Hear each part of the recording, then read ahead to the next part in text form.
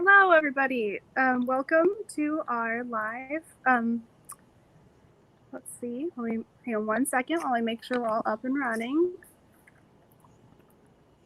Okay. Hi, everybody. Welcome to Grimm for Grownups. Before we start, don't forget that we will be having our reverse parade tomorrow.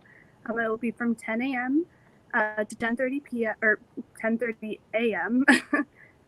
It will be a reverse parade downtown. It will start at 4th Dimension, running down Pine Street. You'll see a bunch of your favorite characters lining up in costume, handing out popsicles. Let's see, we'll have maps. When you arrive, go to 4th Dimension, we'll give you a map and we'll give you more instructions. Until then, we have a lovely presenter today, so I'm going to leave it up to her. All right, thank you so much. Thank you. So yes, I'm Priscilla Howe, and I'm here to do Grimm for Grownups. I am a storyteller, and I've been doing this program for Humanities Kansas, and they really wanted me to do more sort of a lecture about the Grimm brothers. So I'll do a little bit of that, but more than that, I will do some of the creepiest, most grown up of the Grimm tales. So the Brothers Grimm. The Brothers Grimm were born a year apart in Hanau, and let's see, Jakob was born in 1785. Wilhelm was born in 1786. They were just a year apart. They lived their entire lives together. Wilhelm did marry, but Jakob lived with Wilhelm's family as adults, and they were solidly middle class. People think, oh, the Grimm brothers, they went out and collected stories from the peasants. Well, in fact, they didn't really. They collected stories from their middle class friends, and sometimes their middle class friends' servants. But generally, they were sort of middle class. They were doing pretty well until their father died when they were young, and then they had to depend on relatives for support. They were both scholars. They were both very hard workers. Wilhelm was the sickly one. Jakob, the elder, was the scholar of the two, more of a scholar. They began collecting stories for a specific reason. They were collecting songs, ballads, tales, as a protest of the Napoleonic occupation of Hesse, where they lived in what is now Germany. And they wanted to preserve their Germanness after the French had invaded. They hoped for a unified Germany, and they started collecting stories and songs, and they put out their first volume of Kinder- und Hausmärchen. Sorry about my German. Children's and household stories in 1812. They had 86 stories. The second volume was in 1815. They added 70 stories. By the seventh edition in 1857. So think about that, 1812 to 1857. That's a pretty wide span to be publishing these stories. They had 210 stories. And they left some out that were in the original. I'll talk about why. So a few of the stories were actually literary tales that their friends had written. I want to start with one. I want to start with the juniper tree. It was written by Philipp Otto Runge, and it was very poetic, but it is in every collection of, or most collections of, the Grimm tales. It's also not a story that I tell to children. The juniper tree. There was a couple who wished for a child. They longed for a child. They hoped for a child, and they had no child. They wished for a child. They longed for a child. They hoped for a child. They had no child. One day, the woman was out. It was winter. The woman was outside near the juniper tree, and she was peeling an apple. And as she peeled it, the knife slipped. She cut her thumb, and drops of blood fell into the snow. She said, "Oh, would that I had a child as white as that snow, as red, with lips as red as that blood." And as soon as she said that, she felt somehow lighter, somehow happier. Something had changed in her. And it was not long after that that she knew she would have a child. Winter turned to spring, spring turned to summer, summer turned to fall, and her time came near. And this woman had a child, a son. Oh, but she died. She died in childbirth. The father brought up the son as best he could for a few years, and then the father remarried. He married a woman who did not like that boy. Did not like that boy. And this stepmother had a child, a girl named Marlena. Oh, she loved little Marlena. But when the stepmother was near the little boy, she would cuff him. She would pinch him. She would kick him when the father wasn't around. One day, when the little boy was at school, the daughter came to her mother. She said, Mommy, may I have an apple, please? The mother said, oh, yes, you may have it. Wait. You wait until your brother comes home. When your brother comes home, you may have an apple. Go out and play. So Marlena went out to play. When the little boy came home, the mother said, would you like an apple? Why are you looking at me like that? Would you like an apple? He said, what? Why are you saying that to me like that? Would you like an apple? Yes, please. I would like an apple. Yes, please. Good. Reach into the apple bin. Reach way in the back. There's an apple down there, way in the back, a beautiful one. So the boy reached into the apple bin. It had a lid that lifted up. He reached in all the way down to the back, and when he was pulling his head out, the stepmother slammed that lid right on the boy's head and knocked his head clean off. And then she pulled him out. She pulled the head out. She put him in a chair, wrapped a kerchief around his neck, put the head on the neck and wrapped a kerchief around, and sat him with the apple in his hand like this. After a while, her daughter came in. Mommy, may I have an apple, please? May I have an apple now? You said I may have an apple when my brother comes home. I think he came home. May I have an apple? The mother said, yes, you may have an apple. Go ask your brother. He's sitting with one in his hands. So little Marlena went and she said, brother, may I have an apple? May I have that apple? Please? Brother, may I have that apple, please? Please, give me please, why won't you answer me? And she tapped him slightly on the shoulder, that's all. And his head rolled off. She screamed, as you would. She screamed, and her mother came in and said, look what you've done. You've knocked his head off. Well, there's nothing for it. We'll have to cook him up. She already had a big pot of water on the stove. On the fire, not on the stove, on the fire. And she cut that boy up and put him in the pot, cooked him up into a stew. When the father came home, he said, dinner smells delicious. Where's my son? Where's my son? Oh, he's gone away. He went to see his great uncle. The father said, that's strange. He went to see his great uncle. Well, he didn't say goodbye. Why did he go? Stepmother said, well, I don't know, but he said he had to go in a hurry. He was just in a hurry, so he had to go. So he'll be back. I'm sure he'll be back in 6 or 8 weeks or so. Well, they sat down to eat, and the father had a big bowl of stew. The stepmother ate nothing, and the daughter, Marlena, cried. She cried and cried and cried. The father began to eat the stew. Oh, this is delicious stew. This is so delicious. I feel that I should have all of it. And he ate and he ate and he ate. And as he ate that stew made of his own son, he threw the bones under the table. Marlena gathered all the bones and she took them outside and she buried them under the juniper tree. She put them under the branches of the juniper tree. And when she went back inside, A flame came up out of that juniper tree, and at the top of the flame there was a little bird. And the little bird sang a song. It sang, "My mother killed me. My father ate me.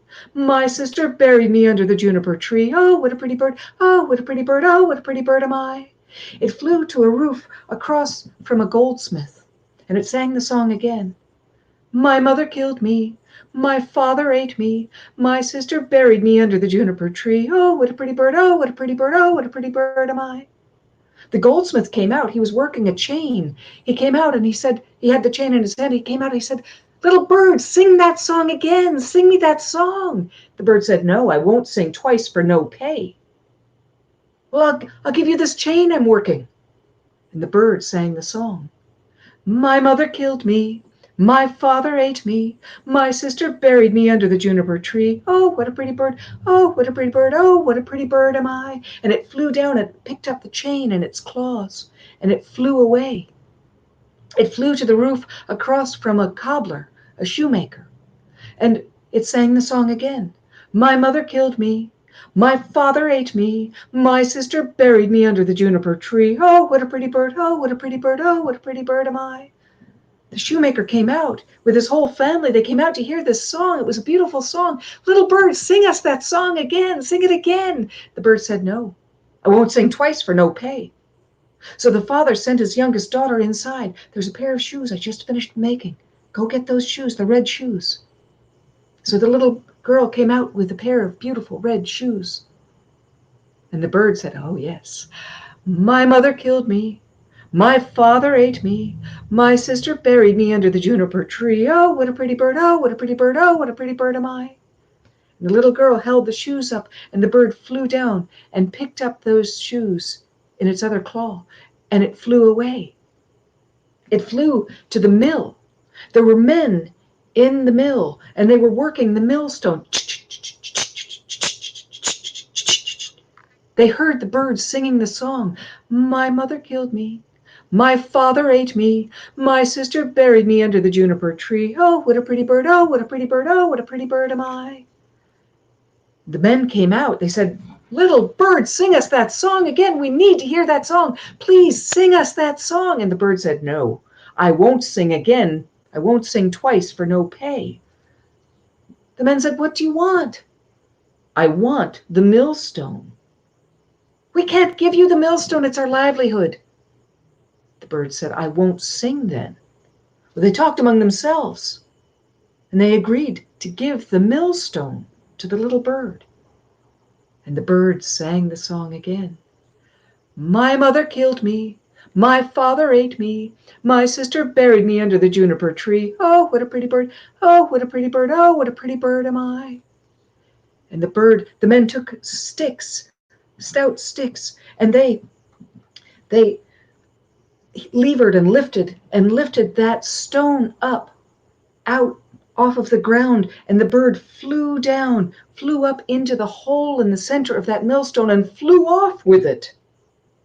Back at home, the father, the stepmother, and Marlena were home, and the father said, "I feel something strange. I feel something good is going to happen. I don't know what it is. I feel as if something good is approaching. A friend is coming to visit. I don't know what it is. It's a strange feeling." The mother said, "No, no, no, no, no. Something awful, something terrible is going to happen. I feel a foreboding. I don't know what it is." The father said, "No, I don't know. I feel a lightness of my heart." And he ran outside, and the little bird flew over him and dropped that chain down.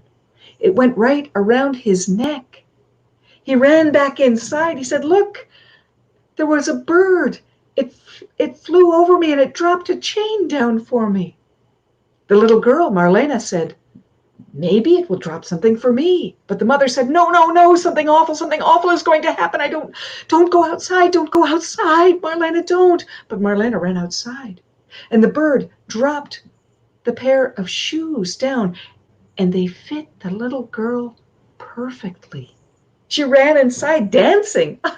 "Father, look, mother, look, a little bird. It dropped these shoes and they fit me. Oh, look at these beautiful red shoes. Ah." The mother said, no, no, no, no, something awful, something awful. I don't know what it is, something terrible. I feel that a storm is coming. Everything is heavy. Everything is awful. I don't know what, I must escape here. And she ran outside, and you know what happened. You do. The bird dropped the millstone right on the mother, right on her head, and killed her. The father and Marlena ran outside. They ran to the juniper tree, and whew, a flame came up from that juniper tree, and out from that flame stepped the little boy. And he took his father by the hand and his sister by the hand. And they walked in the house. And they lived happily, happily ever after, except, of course, for the stepmother. And that's the story of the juniper tree. Now, you might realize that I'm a storyteller, and so stories grow and change in the telling. So if you go and find that story in a collection in the library, 398.2, I'm a librarian to my core. If you go and find a collection, you may find that story, and you may say, well, that's not exactly the way it was in the book, because that's what I do. I change the stories a little bit here and a little bit there. And that is also what the Grimm brothers did.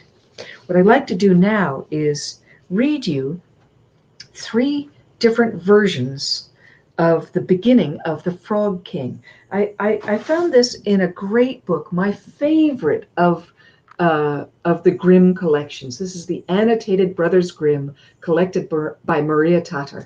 This is my favorite. It's so good.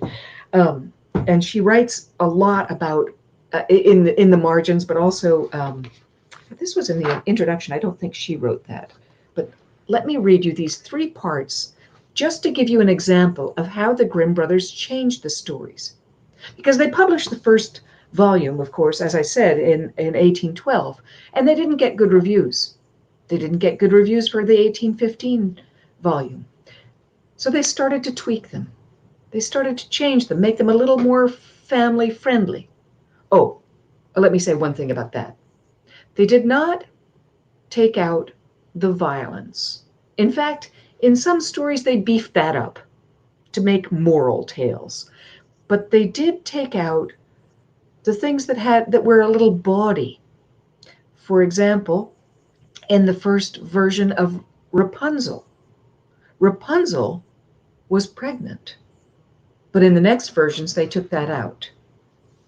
As I read this, I want to just tell you one more thing. I have kind of the attention span of an Irish setter, so things come in and out. Feel free to ask me questions. You can do that in the comments. But also, I live in a neighborhood where there is an ice cream truck, and it's about to go by, I think. So we'll get a little musical accompaniment to this. So this is the beginning of the Frog King in 1812.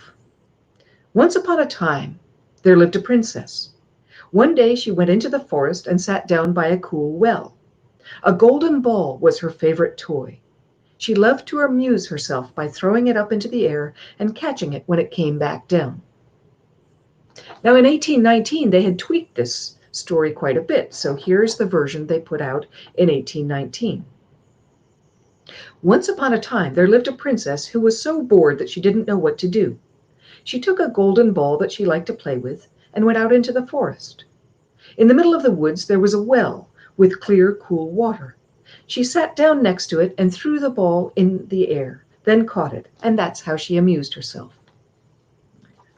Well, in 1857, this is how the story had evolved, the way in their version. Once upon a time, when wishes still came true, there lived a king who had beautiful daughters. The youngest was so lovely that even the sun, which had seen so many things, was filled with wonder when it shone upon her face. There was a deep, dark forest near the king's castle, and in that forest, beneath an old linden tree, was a spring.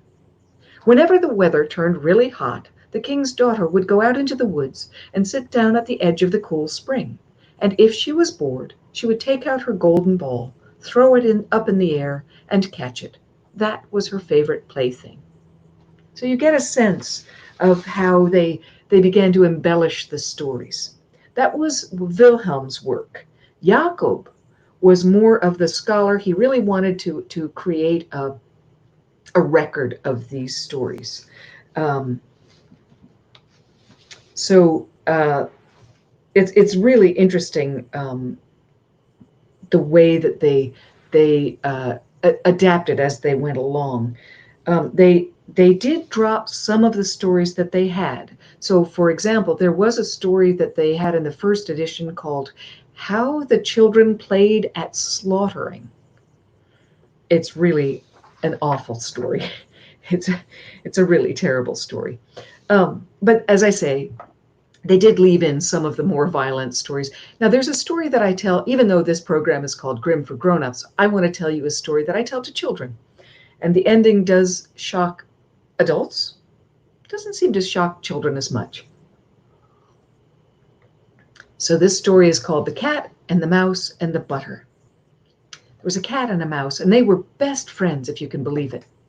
They decided to live together, and they bought a pot of butter. They hid it in the church under some bricks in the floor. Then they went home. A few weeks later, they would have that butter, they decided, when it got very cold outside. A few weeks later, though, Kat started thinking about butter, about how much she loved butter, how tasty butter was. She said, "Mousie, my sister had a baby, and I have to go to the church because we're having the baptism. We have to name the baby." Mousie said, "Oh, have a good time." So Kat went to the church. There was no baptism there, no cats, no people.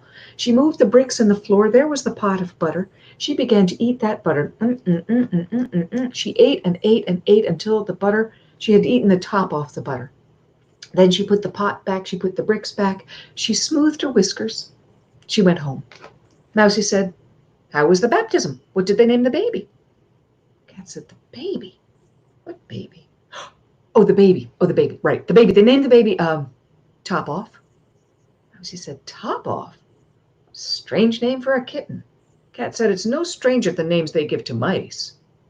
A few more weeks went by, and Kat started thinking again about butter, about how much she loved butter.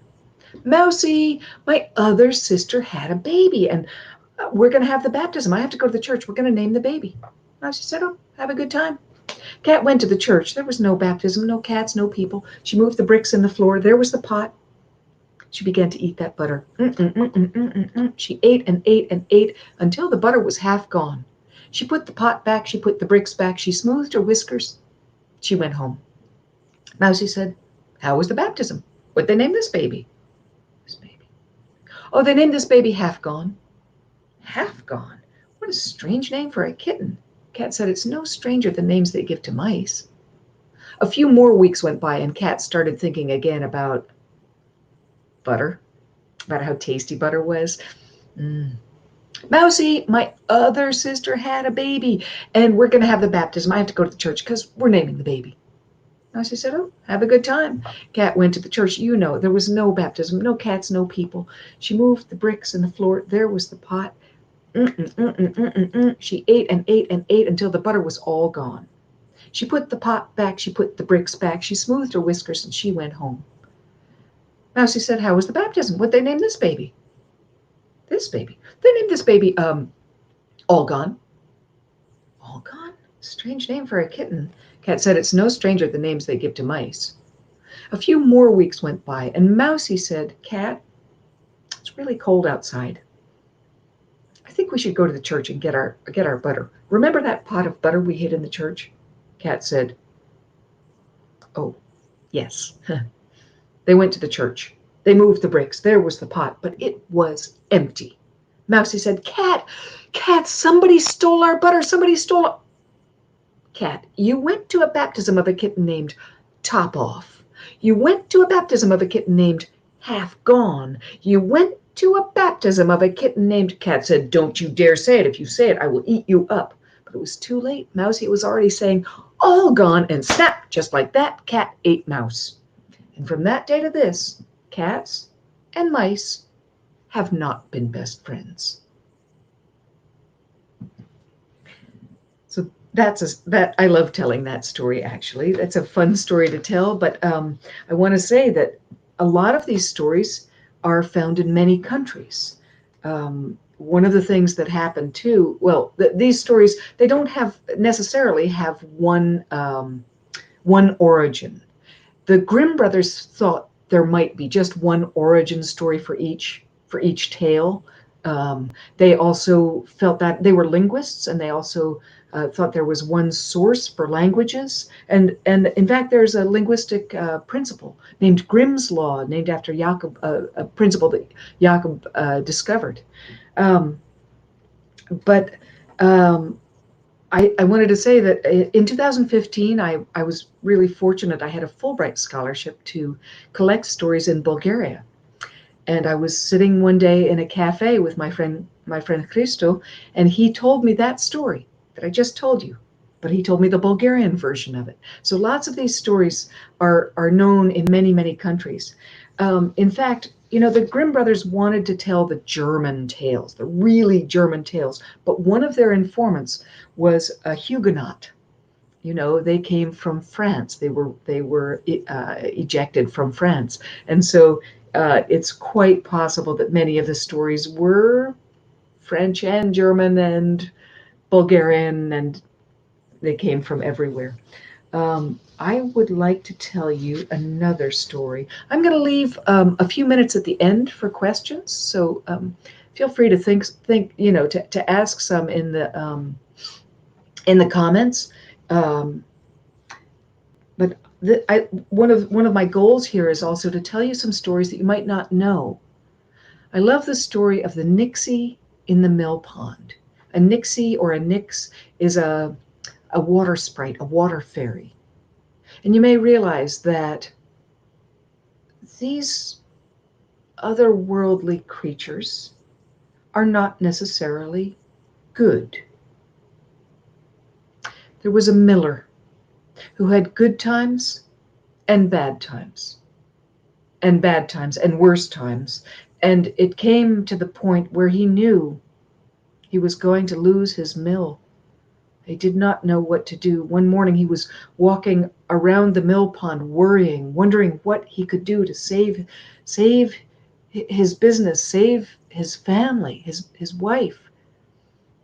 And the water shimmered, rippled, and up from the center of the mill pond there came a beautiful woman with long, beautiful hair. The man was afraid. He knew that was a Nixie. They were dangerous. She said, "Don't be afraid. Don't be afraid.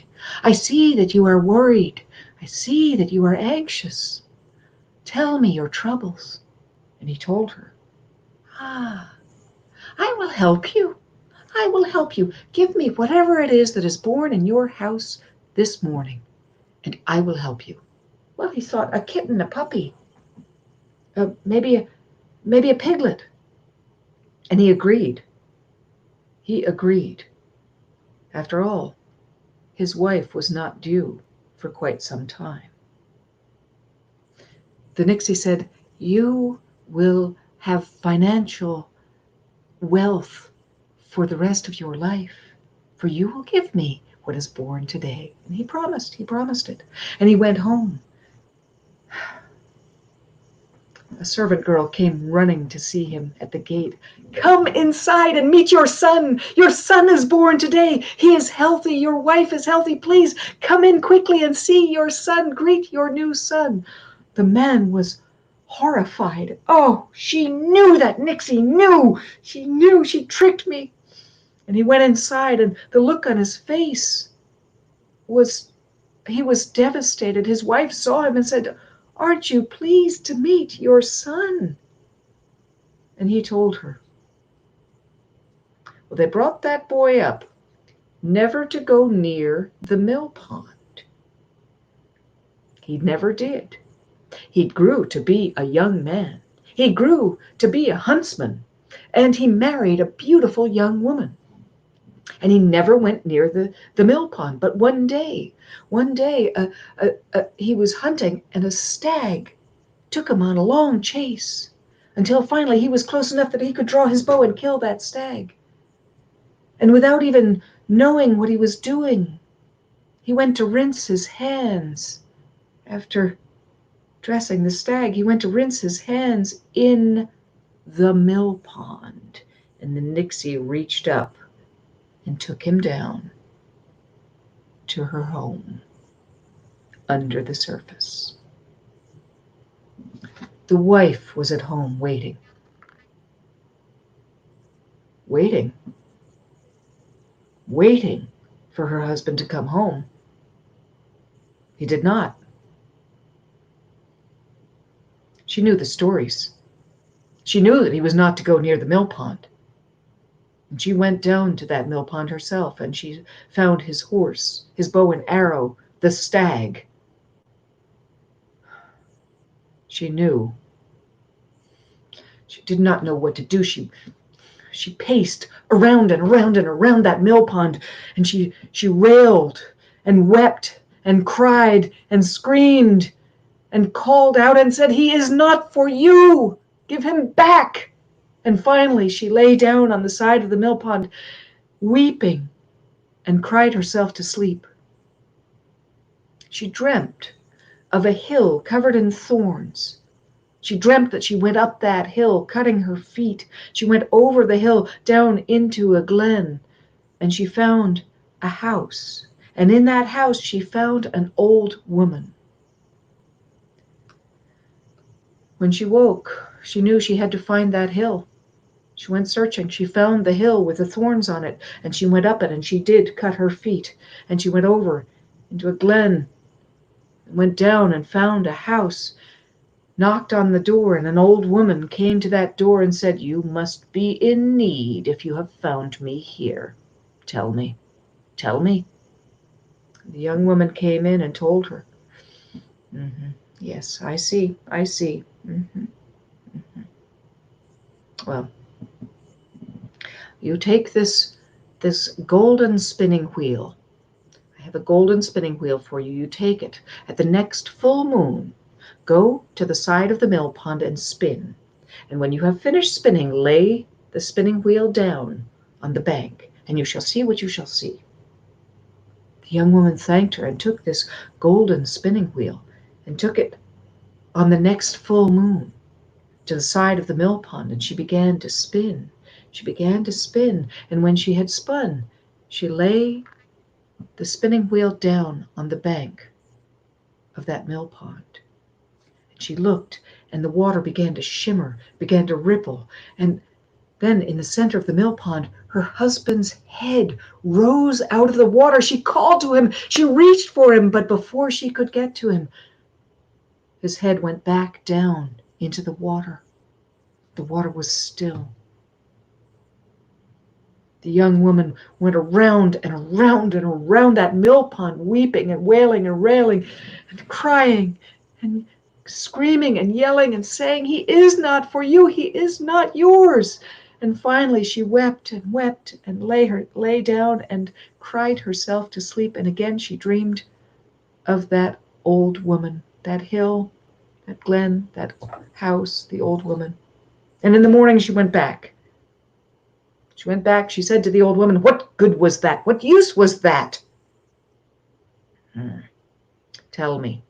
And she told. "I see how it is. Well, I have here a golden comb. Take this comb, and at the next full moon, go to the side of the mill pond and comb your hair out. Comb your long, beautiful hair out, and then lay the comb down on the side of the mill pond, and you shall see what you shall see."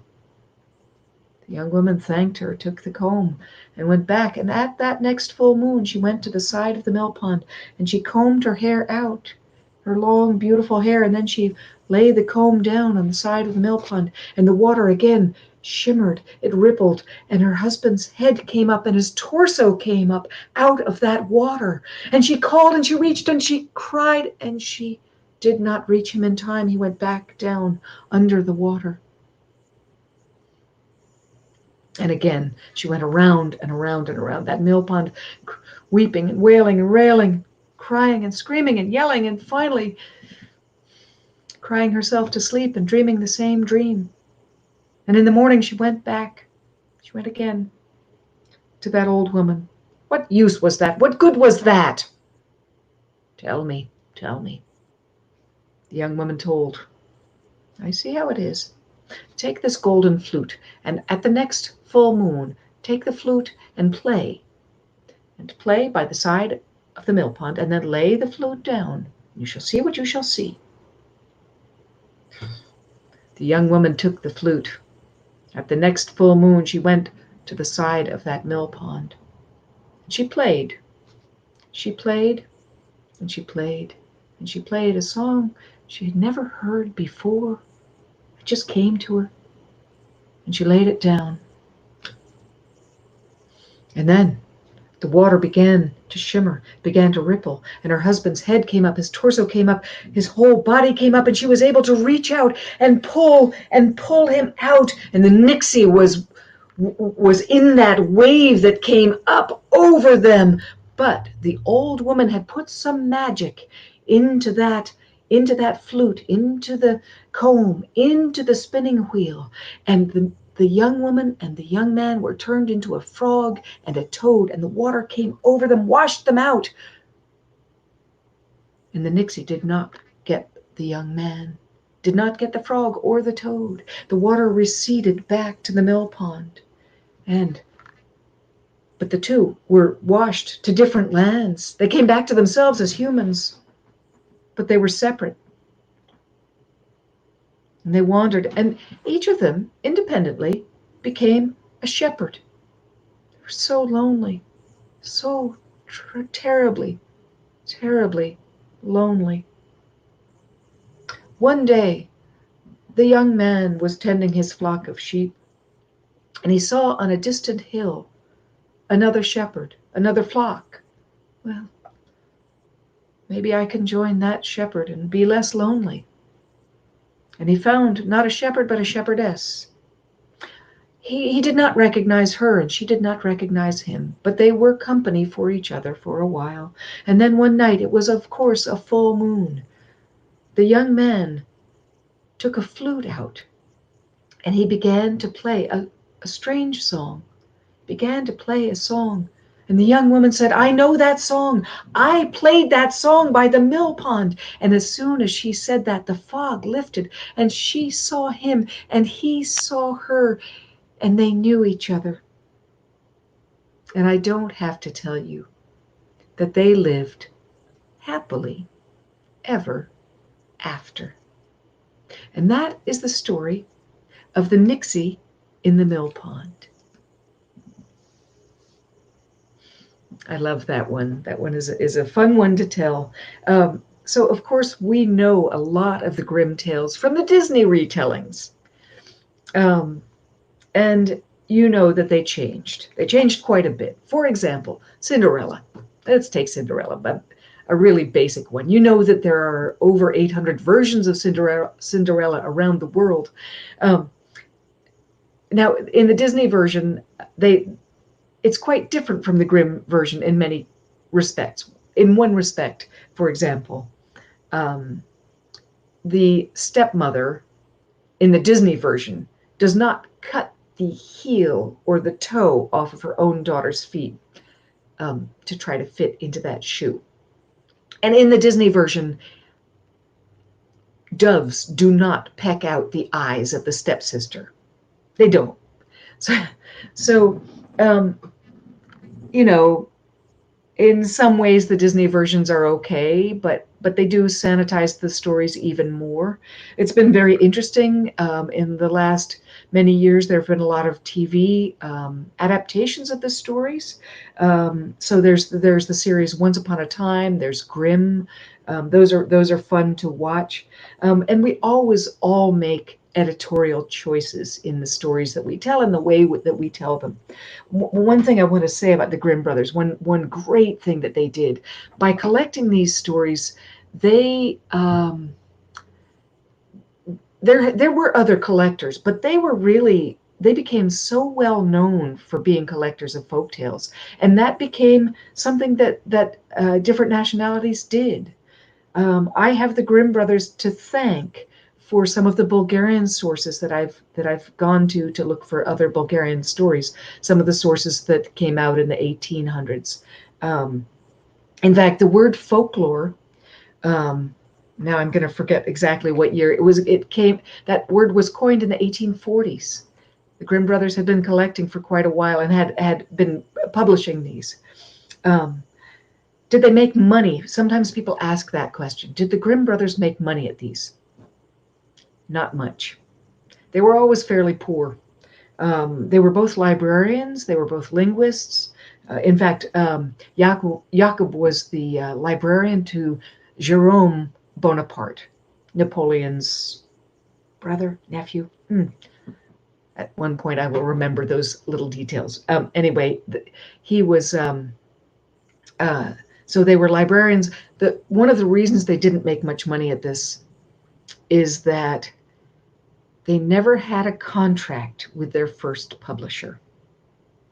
And they had this publisher for decades, at least 2 decades.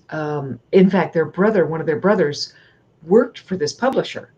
And when the Grimm brothers finally decided, oh, we should probably get a better publisher, that original publisher fired their brother. Just, we're not going to publish you. And that publisher actually, I think, made quite a bit more money than the Grimm brothers did.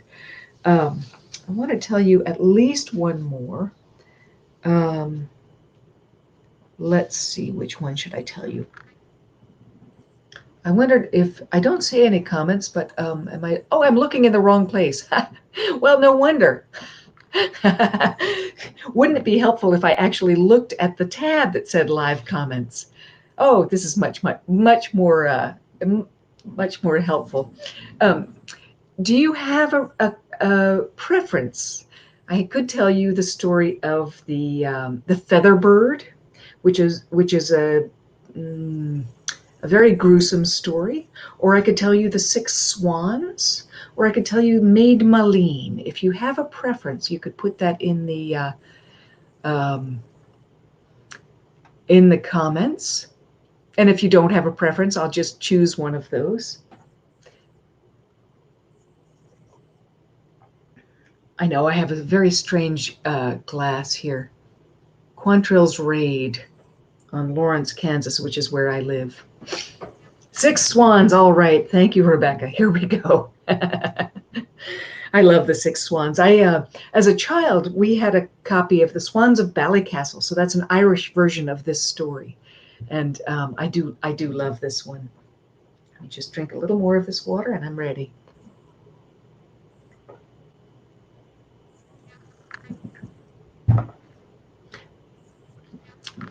I do want to say one quick thing about this. I love the fact that in some of these stories, the same motifs come through. So, you know how in The Nixie in the Mill Pond, it was a stag who led the huntsman astray. It happens again in this story. There was a king who went out hunting, and he was separated from the rest of his men. A stag took him deep into the forest, very deep into the forest, and he never caught up with the stag, but he found himself lost in a part of the forest he did not know. He wandered for a bit, and he found a house, and an old woman came out. The king said, would you help me get out of the forest? I'm lost. Will you help me? I'll help you. I'll help you on one condition. I'll help you if you marry my daughter. Oh, have no fear. She's beautiful. She's beautiful. I want you to marry her, though. The king agreed because he knew he could not get out of the forest. The old woman said, if I don't lead you out, you'll die here, devoured by beasts. Marry my daughter. She brought her daughter out. Her daughter was indeed beautiful, but when the king looked at her, he felt a strange shiver of horror. There was something about her, something awful about her. And so, but he agreed he would marry her. And the old woman led them out of the forest. The king got home, and he did not tell his new wife that he had children. He had 7 children, 6 sons and 1 daughter. The daughter, the youngest one. He had these 7 children. Well, he went to the children ahead of his wife. his new wife, it is the mother of his children had died years before, but he went to his children and he said, please come with me, come with me. I have had to remarry, but I must take you to safety. And he took a spool of thread, and an enchanted spool of thread, and he threw it into the forest, and it led all the way to a castle. He took his children there. He said, stay here, stay safe. I will come every day to see you. And then he took the thread and rolled it back and went back to his own castle, to his own new wife. Well, every day he went to see his children. And every day the new wife wondered where he went. She asked the servants. She bribed the servants. Ah, he has children. He has children. And she made some little shirts and put a little charm in each of the shirts. And she took them and she bribed the servant to get the ball of yarn, and she threw it into the forest. She followed it all the way. And the 6 boys came running out expecting to see their father, but the daughter was inside. She didn't come out. And the stepmother took those shirts and threw them on the sons, and immediately they were turned into swans. Very good, very good. She went back. When the father went out to see his children, he found only his daughter. The swans had flown away. The father said, what happened? What happened? The daughter told she had seen what had happened. She'd seen the stepmother come out and throw these shirts on the boys, had seen how they had turned into swans, how they had flown away. The father said, you must come with me. You must come to safety. Come to safety with me. The daughter said, I don't dare. I don't dare. I don't think I should. The father said, come with me. Well, she went with him, but then she ran back. And she ran into the forest. She ran not knowing where she was going. She found a little house, a little cabin there in the forest. She went inside. It was a robber's lair. There were 6 beds there. She didn't dare sleep in any of the beds. She lay under one of the beds, and just as the sun was going down,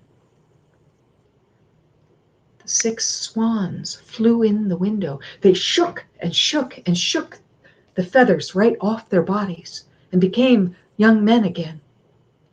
The daughter came out from under the bed. She said, my brothers, you're here, you're here. They said, no, you're here. You shouldn't be here. This is dangerous. This is a robber's lair. You shouldn't be here. Oh, you must go home. You must go back to our father. She said, no. How can I save you? I want to save you. They said, you can't. You can't. There is only one way you can save us, and you cannot do it. You cannot do it. She said, tell me how, and I will do it. They said, you must spend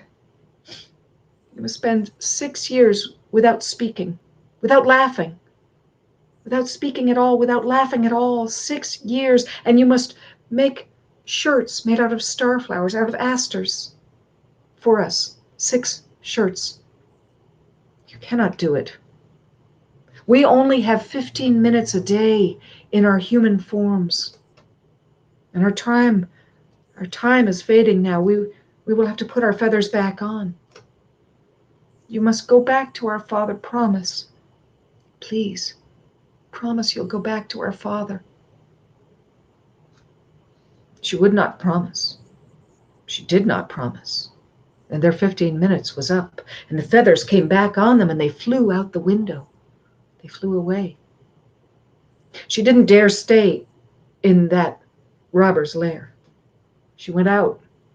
She gathered some in the dusk. She gathered a few starflowers, asters, and she climbed up in a tree and began to work the asters. It was hard work. She sat in that tree all night, but safe from the wild beasts in the forest. The next day, a king was out hunting, another king, a different king. He was out hunting, and his men came by, and they saw this beautiful young woman, 15, 16 years old maybe, up in the tree. They said, "Who are you?" She didn't say a word, not one word. "Who are you? Come down! Come down here! Come down here! We'll come up for you!" She didn't want them to come up. She took her chain off her neck and dropped it down, hoping that would keep them away. But it didn't. "Come down, we'll come up after you. We will. Look at how beautiful she is. Oh, look at her." Well, she took off her outer shift and dropped it down, hoping that would keep them. But it didn't. "Come down here. Come down here. What are you afraid of? Come down here." She stayed. She threw her shoes down. But still, they called after her. Then the king came up, and he told his men to stop. He saw this beautiful young woman. "Won't you come down?" She said not one word, and he very gently climbed up the tree. He took off his cloak and he wrapped it around her, gently and carefully and respectfully. And he carried her down, and he took her back to his castle. And he fell in love with her. And though she spoke not one word, he asked her to marry him, and she did. And she had a child. Oh, but she had a mother-in-law. Oh, she had a mother-in-law. The mother-in-law did not like this girl who didn't speak, who spent all her days making shirts out of asters. Oh, the mother-in-law crept one night into the young woman's sleeping quarters and took that baby, took it away, and then claimed that this young woman had killed her own child and had eaten it. The young woman was bereft, even more than she had been before, but she continued to make those shirts. And she had a second child. And again, the old queen came and stole that child away, claimed that her daughter-in-law had eaten it, smeared blood on the daughter-in-law's face. The young woman continued to work on those shirts, and she had a third child. A third child. But you know, the queen stole that child as well, smeared blood again, claimed that this young woman had eaten her child. And finally, the king could not ignore this claim. And he took his wife. He said, "If you will not speak," he had tried over the years, he had tried to get her to speak, but no. And he said, "If you will not speak in your own defense, I'm afraid I will have to burn you at the stake."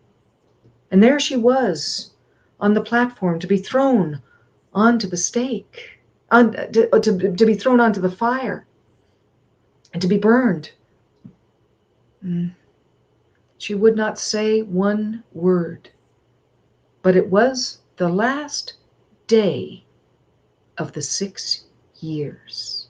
And just as he was begging her, please, to speak in her own defense, and the mother-in-law was smiling, just at that moment, out from the forest there flew 6 huge swans, and the young woman was able to throw those shirts right on her brothers. She had not finished one of the shirts, but she threw them on, and the brothers turned back into themselves, and they said, "She is innocent. We have watched this. We have seen it as swans. We know the story. She is innocent." And the young woman said, "I am innocent, and she is not." And at that, the old queen was thrown on the pyre, and they all lived well and happily. But there was that one brother, just the one, who rather than an arm had a swan wing. And that's the story of the 6 swans.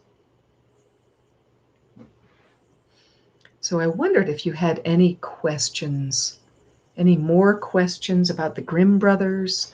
I use a, I did want to say one quick thing. Their informants were mostly women. Did they get credit? No, they did not. Their sister was also, their sister, their younger sister, after their mother died, their sister took care of the brothers, all the brothers, and really got no thanks for that. It was a pretty bad deal for them. One of the books that I have found quite interesting is Clever Maids: The Secret History of the Grimm Fairy Tales. I also recommend The Hard Facts of the Grimm Fairy Tales. It's a little there, okay, by Maria Tatar. I use just as my working copy. I use just this really cheap version that I got. It's a Barnes and Noble version, but it's got almost all the. I think it's got all the stories in it, and that's really helpful to have. But really, of all the Grimm tales, the Grimm collections that I have, I love this one because. Let's see if I can show you. I was going to do a PowerPoint thing, and my browser wouldn't let me show the PowerPoint. But the reason that I like this is that it has some of the really great old illustrations. So if you get a chance, look for this one. Feel free to ask me questions or even email me afterwards. I'm doing this program again for the Olathe Public Library on, I think it's July 8th. And I'll be doing it a few more times this summer. Some of the versions of this presentation will have more facts, some will have less. Thank you so much for listening. I hope you enjoyed it. Oh yes, right. What happened to the children of the young women? I believe they went out to the woodsman and got the they got the woodsman to give those children back, so they were not killed. The most disturbing tale, I really think the juniper tree is one of the worst, one of the ones that I find the most disturbing, although I like the feather bird. How the children played at slaughtering is awful. The Jew in the thorns is awful. That's really disturbing and awful, and they took it out, actually. Some of the stories are funny too. Right, yeah. I'm sorry. I'm reading the comments. I guess I'm supposed to tell you that I can actually highlight those. I just remembered that. Yeah. Any other questions? This is a new skill set, reading comments and oh, Dorothy Cleveland tells a great version of children playing at slaughter. I bet she does. If you want more information about me, you can check out my website, which is priscillahowe.com. So you can see that I'm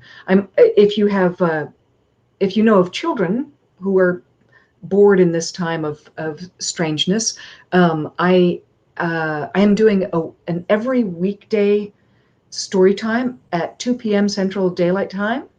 It's on my website under online performances. It's free. You can put something in a tip jar if you want. I love it when storytellers come also, so feel free to come to that. You have to register. It's on Zoom. And I have a new thing, which is a Patreon where I'm offering bedtime stories for children, a subscription to that. So thank you so much, and have a great rest of your evening. Or if it's not evening for you, great rest of your day.